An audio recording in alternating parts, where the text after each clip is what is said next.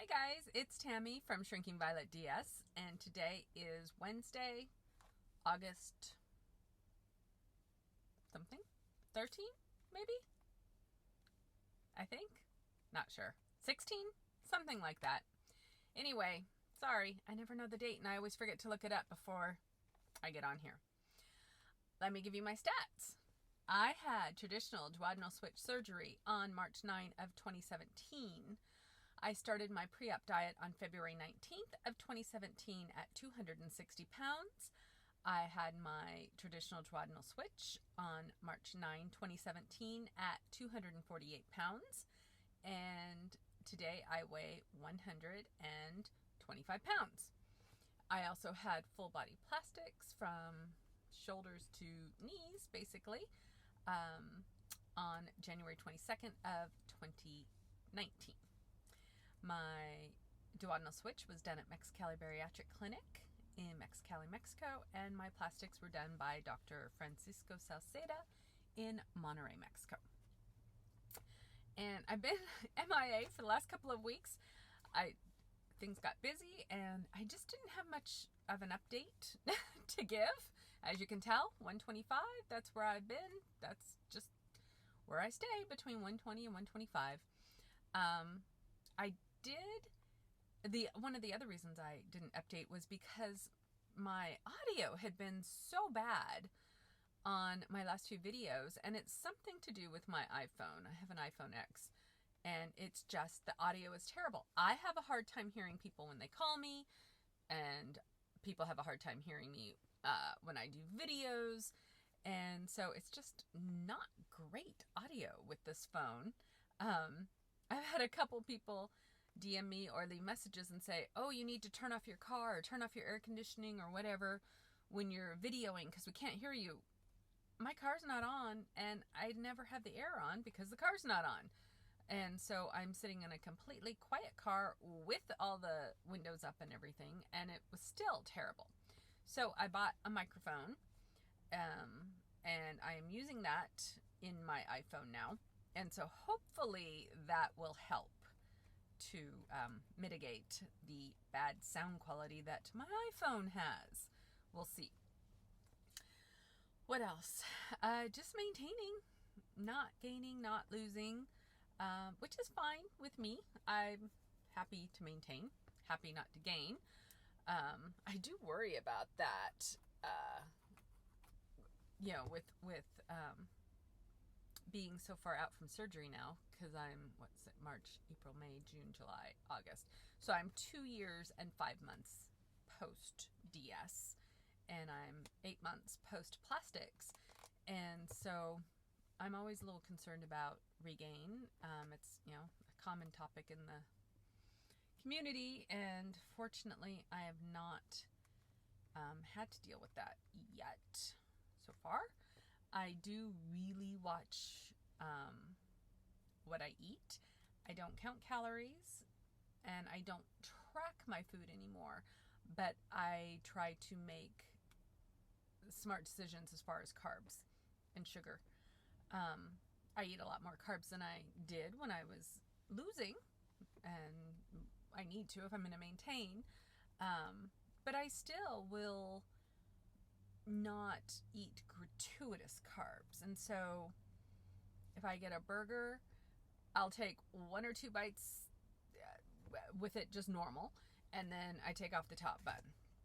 And then I'll take a couple more bites, and then I find that, I'm getting full, and so I take off the bottom bun, and I just eat whatever's left of the meat itself at that point until I'm not hungry anymore. And I will have some fries with it, but not necessarily a lot.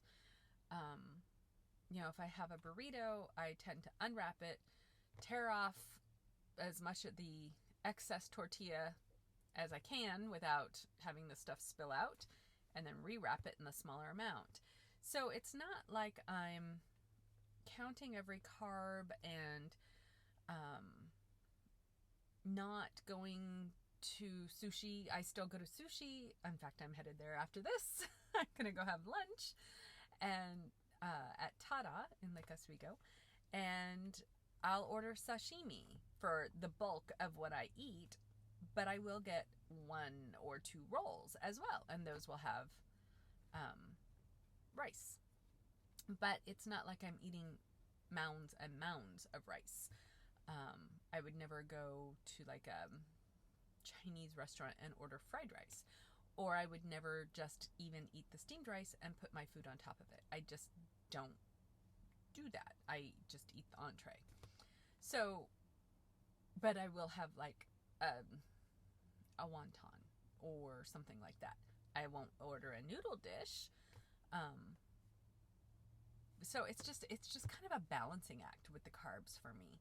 And I do think that that is what has really helped me to maintain. And if I do see that, maybe I'm up a pound and I know it's not hormonal, then all of a sudden I'm ratcheting back the carbs and ramping up the protein.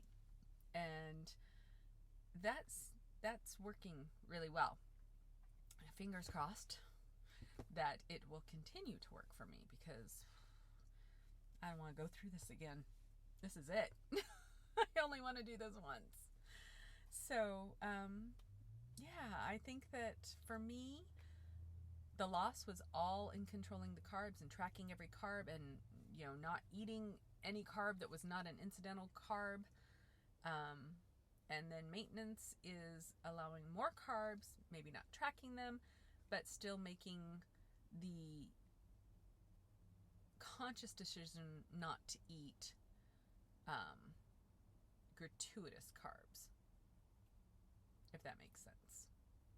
So I also find that I'm a little bit snackier than I used to be, and if I don't pay attention, I will let myself snack on, I don't know. I had melon yesterday, and that's very sugary. Or today I was snacking on jicama. That's not so bad.